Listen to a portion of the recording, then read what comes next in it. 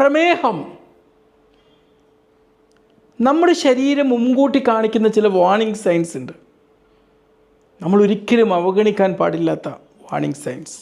പല ആൾക്കാരും വർഷങ്ങളോളം നമുക്ക് പ്രമേഹം ഉണ്ടെന്നറിയാതെ ജീവിച്ചു പോവുകയാണ്.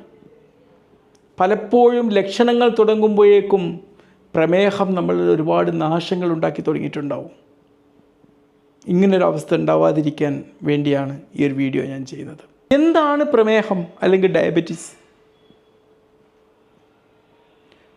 ഇൻസുലിൻ കുറവായതോ അല്ലെങ്കിൽ ശരിയായി പ്രവർത്തിക്കാത്തതോ കാരണം രക്തത്തിലെ പഞ്ചസാര ഉയർന്ന അളവിൽ നിലനിൽക്കുന്ന ഒരവസ്ഥയാണ് പ്രമേഹം എന്ന് പറഞ്ഞാൽ.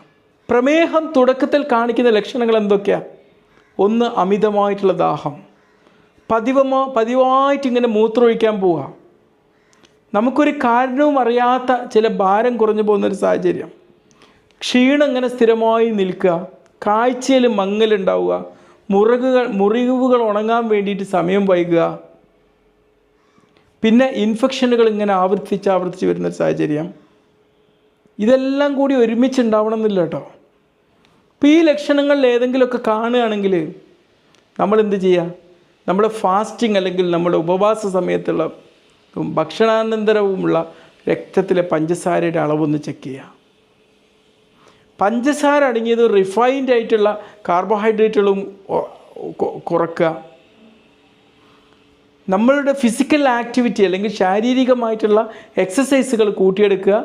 ഒരു കാരണവശാലും ഡോക്ടറെ കാണാൻ വൈകരുത്. ഇനി നമ്മുടെ പ്രമേഹത്തെ നമ്മൾ വരച്ച വരയിൽ നിയന്ത്രിച്ചിട്ടില്ലെങ്കിൽ എന്താ സംഭവിക്കുക?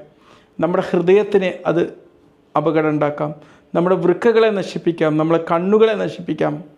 നമ്മുടെ നാഡികളെ നശിപ്പിക്കാം. നമ്മുടെ കാലുകളെ നശിപ്പിക്കാം.